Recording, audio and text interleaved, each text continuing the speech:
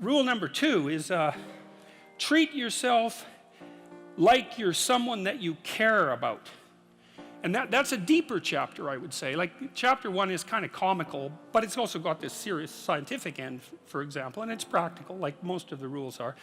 Chapter 2 is a bit of a meditation on why. See, I read this piece of work by Jung a long while back, and it was a meditation on the injunction to treat your neighbor as you would like to be treated, something like that. And what Jung pointed out, which I really liked, was that wasn't an injunction to be nice to other people.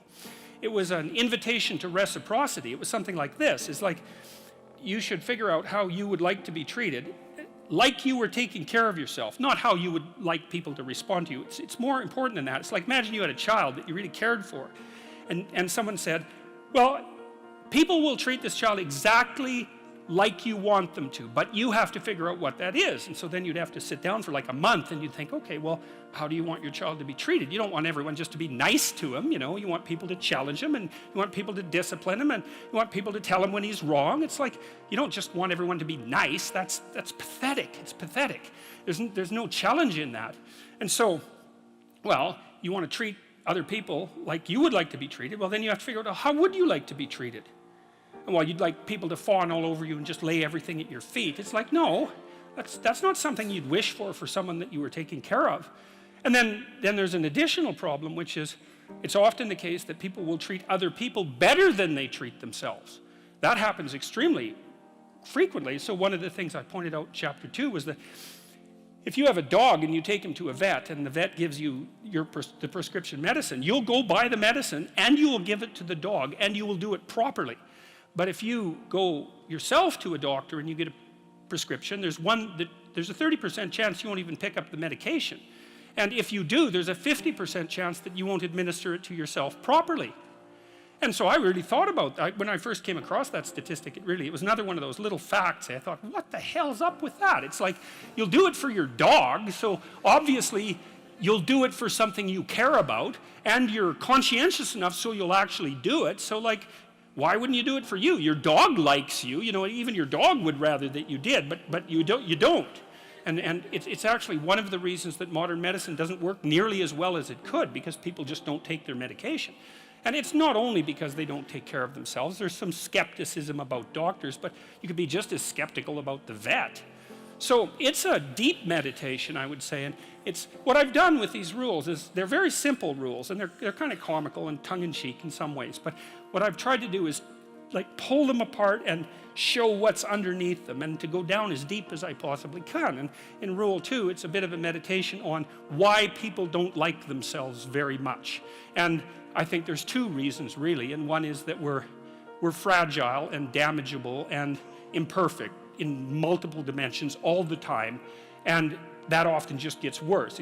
Lots of things get worse as you get old, for example. So it's not necessarily that easy for a self-conscious being who's extraordinarily aware of his or her own fragility, but not just fragility, foolishness and errors. Like, you know yourself better than anyone else knows you, and you know you might have a certain amount of dislike for someone you know because of something they did, but you know everything you did. Jesus, that's a drag, man. You know, you have to carry that along behind. It's like, really, I did that, you know? And then, so there's that. It's like you're weak and kind of useless and prone to temptation, and you know all those things, you know, that just shouldn't be that way. And then you're also capable of pretty vicious acts of malevolence, and so you also know that about yourself. And so it's a real existential question for people. It's like, why the hell should you take care of something as sorry and wretched as you are? And that's really what the chapter is about. It's because the answer in the chapter is, yeah, you know, first of all, yes, you're pretty useless and terrible, but so is everyone else, and that's actually an existential problem, right? And what I mean by that, it's a problem that every human being has always had and always will. So it's not just you, it's a universal problem.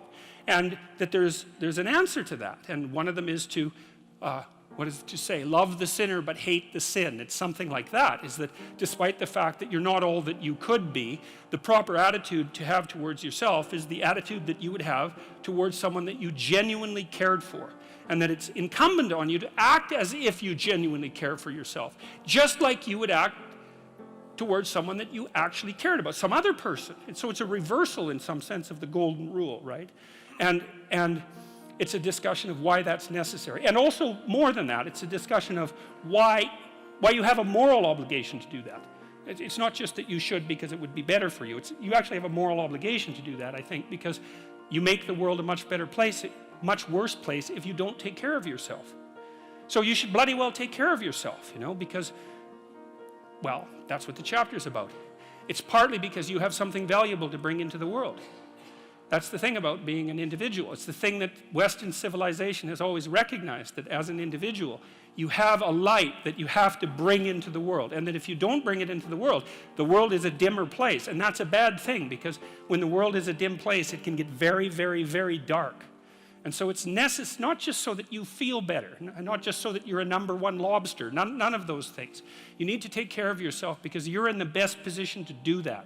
And it's necessary for you to take care of yourself. Despite the fact that we're mortal and vulnerable and self-conscious and capable, not only capable of doing terrible things, but actually do them. Despite all that, you still have that responsibility. And so I wanted to hit the question as hard as I can to try to figure out, well, why people have